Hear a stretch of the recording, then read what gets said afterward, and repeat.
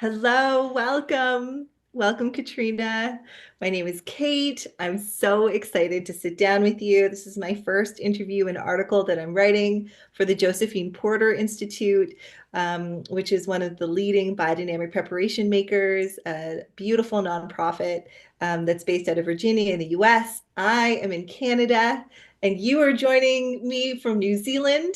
And so it is biodynamic, like-minded minds finding one another all around the world. And I'm so excited to have a beautiful discussion with you today around a broad range of topics, but including the work of Maye Bruce.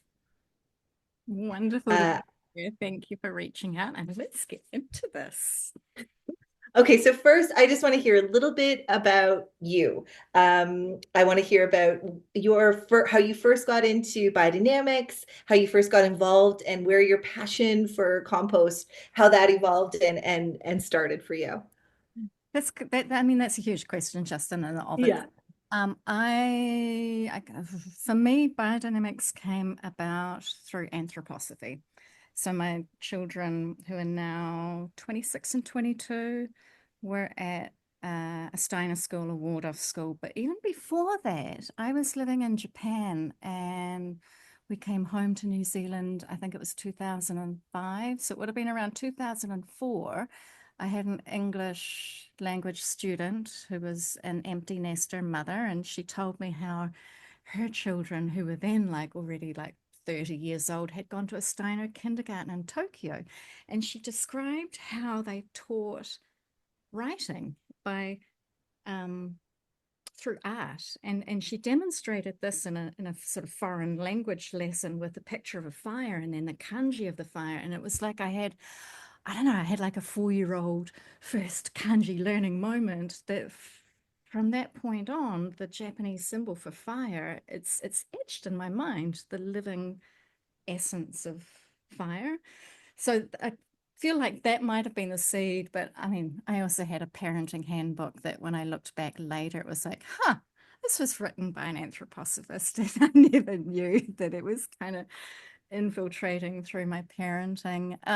So fast forward to, I guess, 2009, children were at this Titirangi Steiner School in West Auckland here in New Zealand. My now ex-husband got a job as a Steiner teacher. He took on their class 2. My youngest was class 1, my eldest was class 5, and we'd moved to a new city. And I just did all the stuff, I did eurythmy, I did handwork and fundraising committees, and then a reading group. And at the reading group, we would gather outside of reading sessions and stir.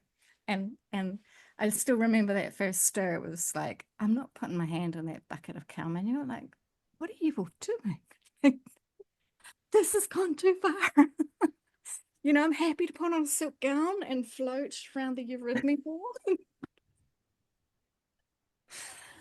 Um, Yeah, but I don't know. It just kind of evolved from there. And the obsession with composting was after I bought my first packet of compost preparations through one of the workshops I went to. And at the time it felt like I don't know, almost like buying a lotto ticket. Like I don't really expect anything to come of this, but I'll support this woman because I respect her. And popped the preps into one of my compost bins that was in resting mode and moved on to another compost bin. And it was, I don't know, maybe a couple of months later that I needed the soil, that it was like, oh, I've got that other bin, that when I went to open it up, it was just like, what is this?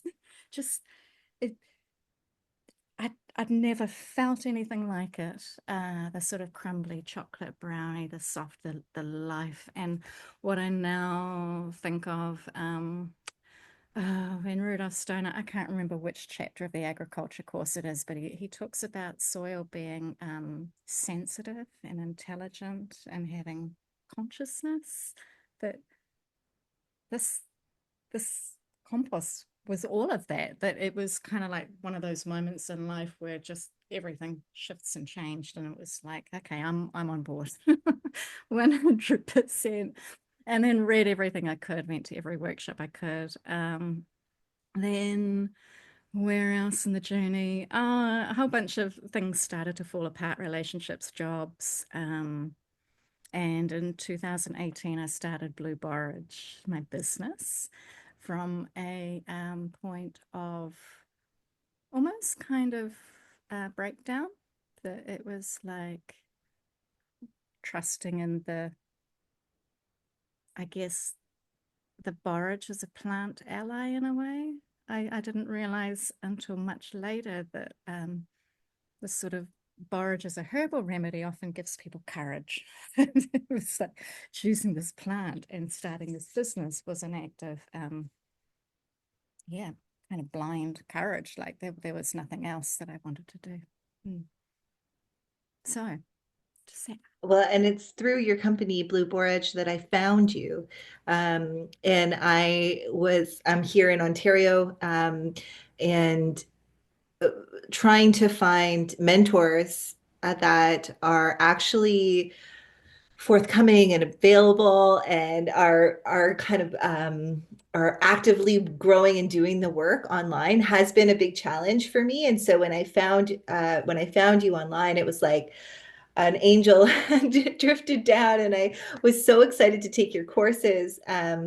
Like an introduction to biodynamics, and then again an introduction into biodynamic composting, and your passion for compost is undeniable. I love watching you online, and your stories are always so compelling, and you bring such a beautiful light um, to the subject, and in such an informal and kind way. You just seem to carry yourself through to educate others on how we can start to do this, even if we don't own big farms and we don't have lots of space. So I'm an urban grower. I live just north of Toronto, the city proper. I live in the suburbs. I have a very small little bungalow that I rent. I have a very small space that I have been tending and committed to for the past 7 years. And so for me, when I started to take your teachings and apply them to small scale gardening and urban gardening in this setting, it was really fundamental for me. And it really helped to synthesize what I was learning from Steiner and from the Rudolf Steiner College here in Canada and the greater world of biodynamics into something more practical. And I think that that is the spirit of Maye Bruce, which is kind of a little bit of how you and I started to really connect. So maybe you could talk a little bit about Maye Bruce and how you came about her work as an unsung hero of biodynamics. okay. So if I kind of take that back a step and like thank you for all the kind words about Blue Borage. And I think when I started, I was in a similar position to you now. It's like, yeah, I don't want to go work on a vineyard. I don't want to necessarily be on a farm. Like I'm a single mum with two kids who are into music, and I have to chauffeur and do the fundraising for orchestra Yeah. and part-time work, and life is busy. And but I do remember like we would go out and get cow manure from a publicly owned farm, and I just loved my compost. But as I went to workshops and met different teachers, I remember saying to them, um, it's all very well to buy these compost preparations, but is it also useful just to grow each of these five herbs in the garden? And do they do anything on their own? Like if I grow a nettle patch and just chuck the nettle in the compost, is that as good? And no, no, no, no, no, no. And I get that, like the alchemy that is the pure biodynamic preparations is magic and has a place. But 15 years later, I still haven't found a hunter who is willing to retrieve a stag's bladder for me. And when I made 505 last year and I found a local home kill butcher, I think. So I got a sheep's head, but it was like I wanted to buy it from them. And no, they wouldn't take any money. They just passed it off. And I kind of drove up and I looked around. There's space for a beautiful edible garden. Like, would you like some of the preparation? Like, would you like to learn what I'm doing with it? Indifference, couldn't care less. That lack of reciprocity just was like, I don't feel so good about this sheep's Mm. head. Like, I'd rather the animal parts were part of the wider picture of biodynamics. Anyway, I'm sitting here, I'm just kind of looking. I brought all of the herbs in with me so that they're with us through this conversation. Um, so I've been doing a lot of the courses that Stuart Lundy offers, and at one point I remember putting this question to him, and he said, "Oh, go look up Maye Bruce's work. Like she did that." And apparently it was really successful. And so this was maybe 3 years ago. And I went and I found Maye Bruce's book and I scanned through it. And it was like, no, I want to make the real preps. Like she says herself, this is not the biodynamic compost preparations. This is something else. And so I dropped it. And then just 2 months ago, I've come to the point where I need to move house. And um, so here in New Zealand, we're at the end of summer. If I were staying long term, I'd be looking around and starting to plan my autumn prep making and finding those animal parts and making sure I have enough flowers and drying them and, getting the spots ready to put everything into the ground. And I won't be here in spring. So I can't do that. And I don't have my next teaching garden set up, so I can't prepare it. So it's like, do I have a whole year without prep making? I just could, it was like so sort of unfair to be dedicated to biodynamics and have nowhere to make preps. That there was another call with the JPI Spike and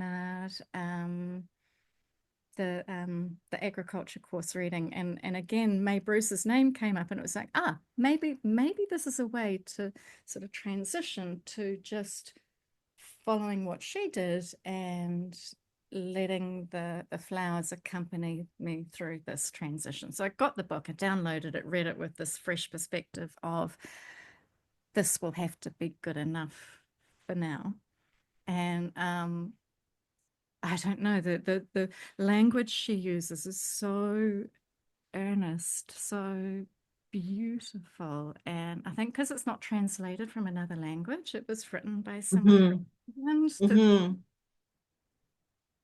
I don't know, it's like sitting down for a cup of tea with an English aunt and talking about soil and how urgent it is that we heal the soil and that we make high quality compost available everywhere, like globally. I think if she and I sat down and I said, Auckland City is spending $20 million a year to send food scraps 300 kilometers away to make into biogas, and I'm worried about the food security for the next 2 decades, like they've made a mistake. She would back me up, and she we would formulate a plan and figure out how to enliven the soil of this, New Zealand's biggest city. Where am I going with all that? So yeah, she in the 1920s was on a piece of land in the UK and knew that she needed better soil and had a friend recommended to the biodynamic movement. And she went and she studied and she learned and she traveled and she saw and she felt, and there's a line in her book where she says she accepted some of the theories, rejected some, questioned more, that it was this real space of just taking what worked for her. Um, and then, yeah, she challenged them about the secrecy. At the time, I gather, like you and I can download the agriculture course and read the method and nut it out on our own. I don't think that was possible in 1930, 1940. I think there was a lot of secrecy. I mean, there was no internet, right? Sorry for that notification. So she told them that she was going to go and figure out an easier way for home gardeners, small plots, allotments to use the flowers. And I gather there was some objection, and she said, "Well, Steiner didn't give us the dandelion." I just loved that response, that the dandelion has been around way before Rudolf Steiner. And I would suspect that Indigenous cultures all over the world have their own relationships with so many herbs, so many flowers. And yet, how did we settle on just six? And yeah. So I have taken her instructions and her methodology, and we're in the middle of summer, there's flowers everywhere, that I I just started picking bowls of flowers and then putting them into the greenhouse to dry. And then I had these powders. So I've now got 24 jars of little powdered flowers. And Amazing. it's just so much fun. And, Yeah. I woke up sort of 10 o'clock at night. I'd gone to bed early and then I woke up like, I have to make the first batch of, like, it had gripped me in a way that, you know, a new topic of study often does. So I'm immersed in it. I just love it. So, do you want me to show you the prep I made yesterday? Or, Yes, please. okay. Yes. So, I'm on to batch 5 and 6. So that's batch 5 there. And this is batch 6. So they're Okay. with the same flowers, the same herbs, but this one is sifted through a really tiny tea strainer that it's really just a powder that comes out. And this one, I took a pinch of the dried herbs and flowers. And so that's got more volume, but it's also chunkier pieces. And I don't know if you can see the little fizzy oxygen bubbles Hmm. surface of the glass. So to me, that feels like it's the mixture's alive. Something's happening in there. Um, and if I kind of look at my notes, that has yarrow, nettle, fennel, thyme, valerian, lavender, geranium, chamomile, dahlia, calendula, evening primrose, and catnip. Isn't that cool? That's amazing. It's so beautiful. So you are gathering whatever you're finding that is within the living ecosystem that you are caring for, Mhm. and you are drying those flowers and then you're adding it. So even because this is where I get a little bit not confused, but it's just interesting to me. So May seems to focus on the same basic flowers that Steiner did, Mm. but she's not preparing them in the same sense. She's just fermenting them in water and then using that. She goes like 1 in 10,000, Yeah. and speaking about the radiation, or that it's radiating, that it's the essence and the divinity of the plant, the vitality of the plant is what is being transferred and through this fermentation process that then you're slowly creating these big holes in your heap and then adding them into the heap Yeah. with like a crowbar, basically making these big, which is very similar to how you would buy the JPI preparation, say like Pfeiffer's compost preparation, which is something that I've used in the past. And it's even the way that you do it is similar. And it's again these same core flowers, but there's a difference in maize, and there's a spirit of experimentation that's like it's allowed to kind of you go use your imagination, like interact with your environment, collect those flowers, add that catnip, like add the things that are in the soil beyond just adding it into the heap itself to compost. Yeah. Is Like, that, am I getting it right? Is yeah. that kind of the spirit Yeah. of it? Okay. And like here I've got rose and lavender and borage and scabiosa, and like these are flowers that I bring in and I have on my meditation table. They're out in the garden. They bring me joy. Yes.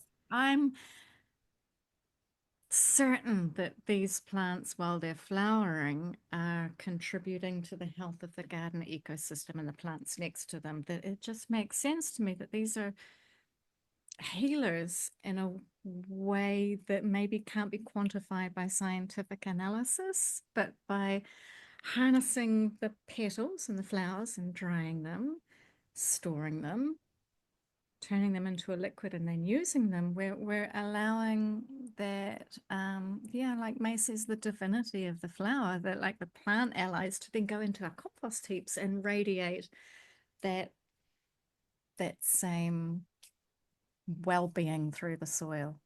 And like when I'm making the sort of preparations, I mean, this little cup here has pizza thyme that like I'm rubbing it and pushing it through the sieve, that like my fingers smell of thyme. Like it's a powerful herb, hey? Yeah. Yeah. It it makes sense that the teeniest, like not even a pinch, but you could kind of like, I don't know, rub your hands over the herbs and then rub your hands through the soil, and you'd be imparting the quality of that plant to the compost. Yeah. And I love the divinity, what that message that came to her, to May, when she was, in those in between time of waking, when we receive these intuitions and these imaginations, that the divinity of the flower is sufficient in itself.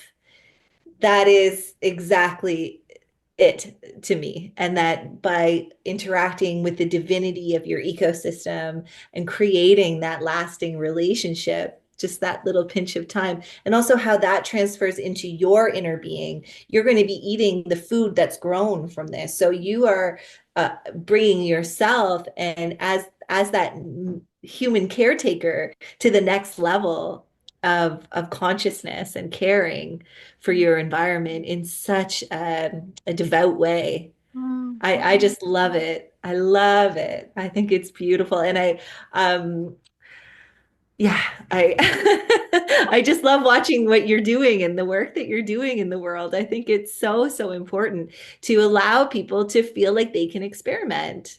And yeah. that I think for biodynamics, and this is something that I've kind of, I don't know for sure because I'm very new to JPI. I'm my own self-taught kind of learner, and I'm trying to find other people that are like-minded that are also doing the work, but I'm really kind of on my own. And what I'm really finding that I've the intuitively been doing basically what you've been doing. And so in trying to create a closed loop ecosystem, for me, I brought in a lot of vermiculture. And Mhm. so for us, because it's so much winter here, I'm pointing at the window, which is blown out, you can't see, but we have like 6 feet of snow, and it has been snowing for 3 days straight. And the idea of going out to the compost is just like it's also frozen, and it means that almost for 6 months of the year I wouldn't be able to be utilizing it in the same way. And so for me to bring compost into my kitchen and be directly creating a smaller ecosystem that then I can build out into my greater kind of urban garden in the back, it's all been little pieces that intersect with one another. But the bigger compost and using kitchen scraps in the backyard, I haven't done successfully very well. And I think it's because we have a lot of neighbors, and there's a lot of different animals. So there's like, we have a lot of squirrels here in Canada. They'll just eat through everything. And so I'm wondering about how to take this to the next step. If you're in your compost heap or you're applying these flowers, are you also including kitchen scraps, or is it just plant matter? Yeah, okay. So my first batch, I've been using the Maye Bruce method to how do I put this? I've been taking food scraps from a local school that has not yet opened. Well, they opened last week, and boarding school that's been closed for 20 years. And so I went along to their open day and their working day and got to meet the teachers and said, like, you guys need to like have composting happening right from the outset. And so that first working bee, I brought lunch scraps home, and I've got a what here in New Zealand we call the carbon cycle compost box. It's a really secure, rodent-proof hot composting method. So it's a cubic. Okay. It's got wire, not wire. It's got metal, a metal base with holes that no animal could get through. It's got really Okay. sturdy corner metal pieces and then wooden slats that slide in. Um, so yeah, over the last month, that has had 119 kilos of food scraps added. And there was a moment where it was getting stinky because I said, yeah, we can take everything. If you get the system at the school, you can compost the meat and the dairy and the bread and the eggs and the bones, the whole lot. So I was taking these Wow. of everything. Um, and it smelt a little bit like it was everything. And so that was the first batch of Maye Bruce that I poured in. So that was, I added on the 20th of January. I'd taken in, let's see, 11, 26, 18, 13, about 50 kilos of food scraps over the past 3 weeks. And then I added another 51 kilos the following week. The Maye Bruce activator, it wasn't instant. Like the following week, I also added some CPP and some biochar. So of those three, I'm not sure which one did it, or was it all of them? But it stopped smelling. It, I mean, that is an extreme uh account. Like that is amazing because that's a lot. That's a lot to have the meat in there and to have everything in there and then to have it stop smelling after one activation is incredible. and I'm going out there going, what happened? Yeah.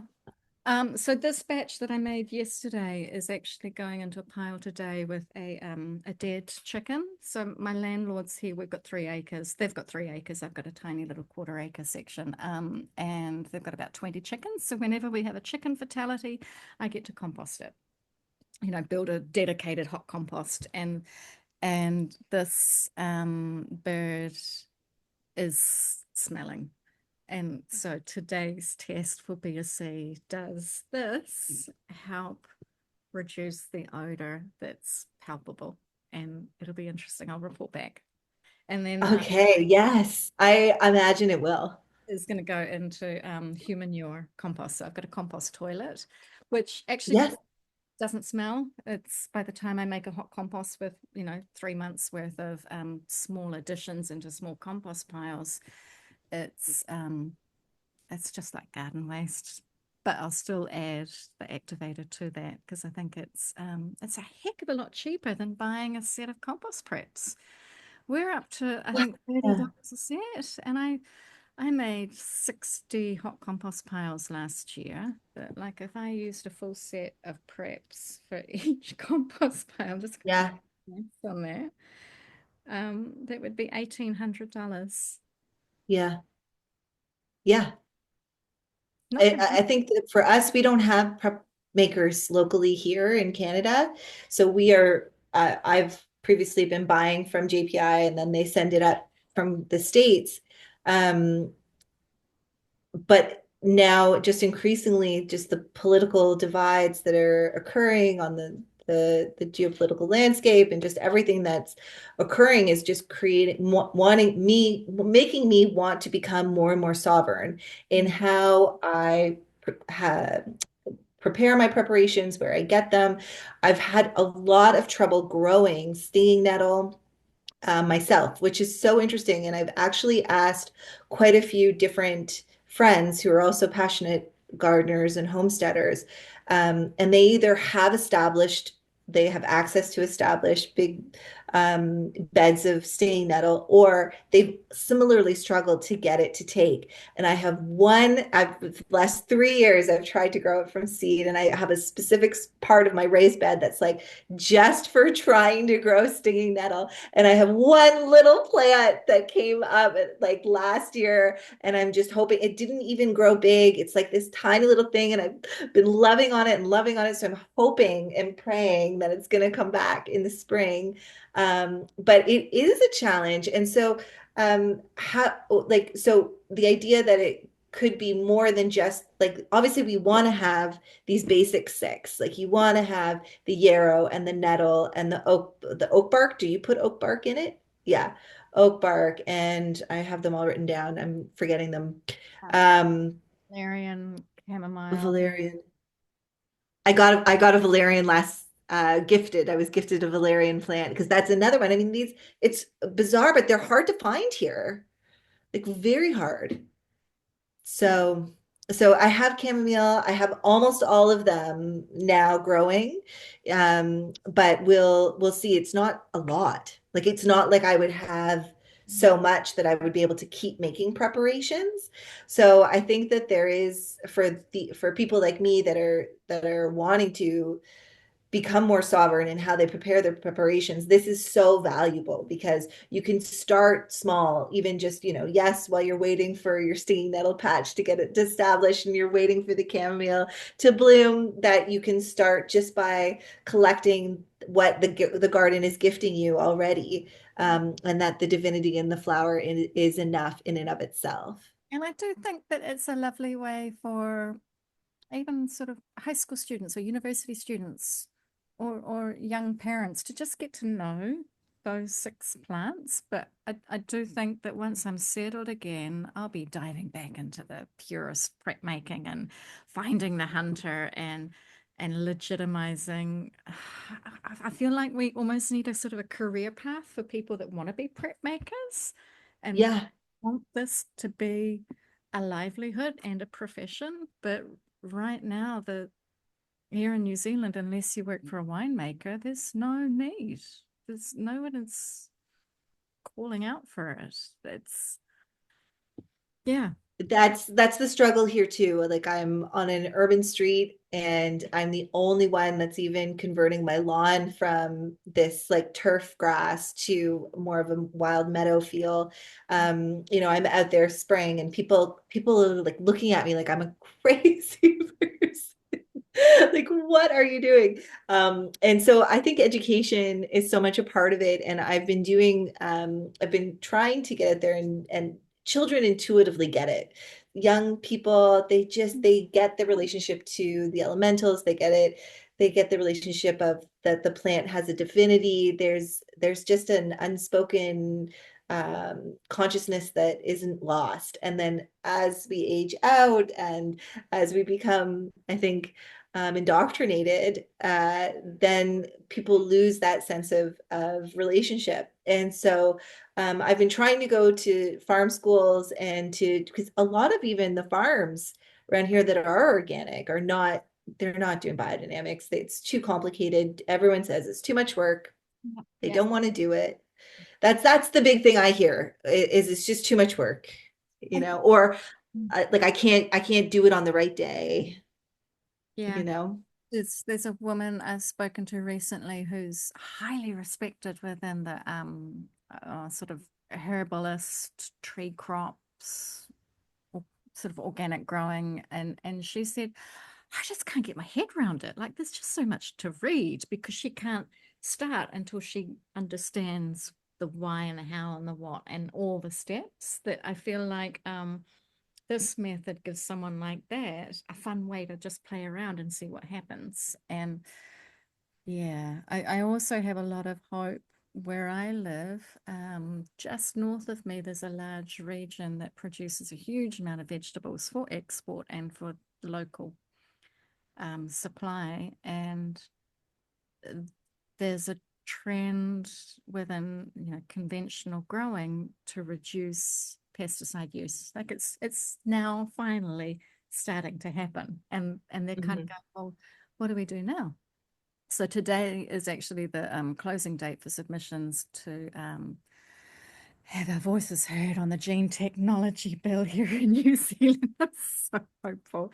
And we're really lucky in that Indigenous growers here are getting quite a strong voice, the Huapara Kore movement, and just the work to honor the Treaty of Waitangi. I don't know how viral the act of ripping up the Treaty Principles Bill went. I don't here in I know this. I know because of you, because of your stories, that made me go, what is she talking about? And so I went and like looked it up. And then that's why I know a little bit about it. But I would say that it's still, please share a little bit more if you want around.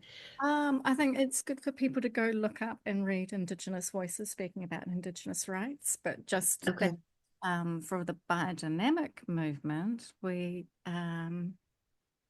Maori growers are really powerful voices in the space of food sovereignty and soil sovereignty and seed sovereignty, and done with this really deep spiritual foundation that elevates what they have a phrase that elevates the mana of Hine Huone. So mana is kind of like the respect or power a person holds just in and of themselves. And Hinea Huone, I would love to talk a little bit about if we have time. She's the deity of the soil for Māori people. So I don't have total recall of all the myths and legends, but basically we come from the earth. So and and I don't know, like for one of my recent research projects is indoor composting, and so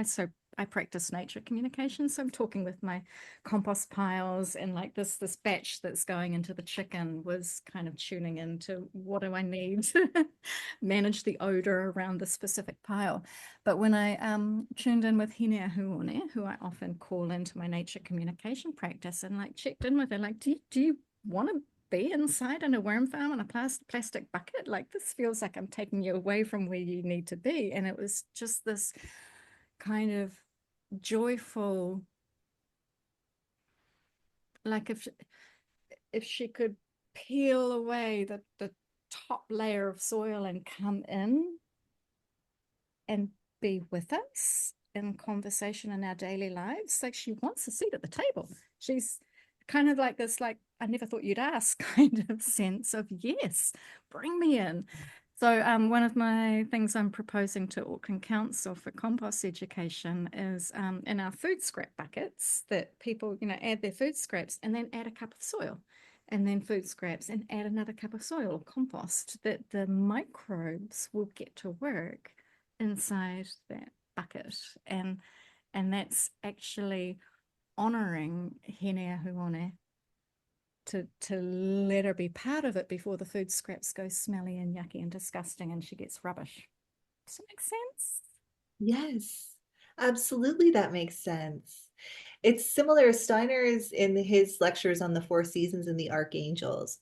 He talks about the winter limestone as this time in winter, in deep, deep winter, because he had the four seasons similar as we have the four seasons here. And that there is this time and this consciousness that's in the stone, that's in the soil, that feeds the soil of the consciousness. And that there's this time in winter where we are now, where all the elementals are actually like encased and sleeping and enjoying their time of wintering in the limestone. And then there's an out breath that comes with this spring and this out breath. And so I can imagine this deity of the soil in this like over like sleeping kind of just caring for all of these elementals that are in this winter limestone, and then allowing for this out breath as spring comes so that the sprouts can come and everything comes. And so I imagine her spirit very welcoming and wanting to come in and wanting to see humans engage and fight for her, because some of the not more shocking. I guess I still am shocked that we're still here, that we're still battling to give the deities of the soil and the deities and the elementals their right at the table, their chair at the table. It's crazy to me that Maye Bruce in the 1920s, 30s, 40s it's as if she was sitting down having tea with us right now, still, and her prophecies around what would happen if we continue down this road of soil desertification and the absence of that life. I mean, when you crush the dry dust, the living entity, the divinity of that soil has left. And it's so apparent. So you're actually inviting the divinity in to grow and to gain more strength and to gain more vitality. And even if that is in the kitchen composter, I think it's still incredible. I was wondering because they kept my kind of intuition as I was preparing for this call, and also just what am I supposed to be doing right now in this time, because it's the hardest time of the year for the gardener in the northern hemisphere is February and March, because there's not much you can do. There's just so much snow. And I was wondering about adding limestone to compost because it's something that Maye Bruce mentions very lightly. She talks about in it that, that limestone is something that breaks down. And I know that in the preparations, there is those qualities in the actual flowers that we're going to be using. But I wonder if I don't know if limestone is something that you really have a lot of in New Zealand. I haven't looked into it, can't speak on it. Okay. Yep. So Pfeiffer also talks about adding limestone. And so it's just this weird thing that kept coming up for me this week. And so I'm gonna follow my intuition and this winter limestone time and kind of see what that can bring because all along where I live very close to us is the Niagara Escarpment, and that's all limestone. yeah. So maybe it's just the elementals here calling me. But I think this is where something that I'm sure May Bruce would love is to have this kind of global community of people exploring and sharing and teasing out. And yeah, so I that's why I've created that online. I mean, it is an online course, but it's just a holding space within my online courses to have a research group that anyone watching this, I would love to have these perspectives where we tease out a few sort of specific to one geography or drawing on someone's intuition or insight or experience and take this to new places. I would love that also for battling or becoming in alignment with what is considered invasive, or as we are working in these gardens or small spaces, or that because there is a lack of care, I think that we're seeing a lot of plants that weren't native to this area come in and take over. And so I think a global consciousness, seeing as how the earth itself is really shifting and there's new plants that are coming into places that haven't been before. We need that. We need that community. We need that exchange so that we can continue to grow, and everything is ever changing. So I really appreciate that about nature, and I want to see that in the studies of biodynamics. I think something that's really wrong that I've noticed is this like stoicism and this like so there is a secretiveness. There is a this sense of like this is the way of Steiner, and there is no other way. And I think May Bruce breaks out of that, and I think that there's a new spirit of biodynamic gardeners that are necessarily being forced to break out of that because they don't have access to everything that they need, and they're finding ways to interact and close their ecosystem And and bring the spirit of biodynamics forward. and I think also kind of astrologically speaking, like Pluto's just gone into Aquarius, right? Like let's Yeah, smash some stuff open. I was it's time. morning how like when I was I think second year at the Titirangi Steiner School, one of my eurythmy buddies whose son was in the same class as my daughter, she wanted to set up a Matariki festival. Matariki is the Maori New Year, which we celebrate in June, July, sort of winter time, which is similar to like New Year in the Northern Hemisphere. You're in the middle of winter. Like that is when the new seeds sort of land in our consciousness. And the Steiner teachers, the resistance, it was diabolical. Even to get Maori language lessons in the school, we had these purists saying, "Oh no, we have to teach German," and they were talking about the quality of the vowels and the soul of the German language, and like, but this is the indigenous language of this country. You have to. And thankfully, those battles have been fought, and now Matariki is a public holiday here in New Zealand. I think we're heading into third or fourth year this year, and it's so exciting. But yeah, it's wonderful that you're in this role, and it feels like a sort of a new generation of um, what else can we look at? Like, Yeah. yeah, Yeah, and Steiner himself was experimenting. He himself was coming to this with new ideas and just a passion for healing and healing community and healing the soil and creating healthy soil. So I love it. Well, Yeah. thank you, Katrina. Thank you so much for your time today. I think we'll leave it here, and I look forward to seeing you online at Blue Borage is the Instagram. Yep. And then also we're gonna put links, all the links below. So we'll have everything so that you can go check out her beautiful offerings on her website. And yes, love it. Thank you so much, Katrina.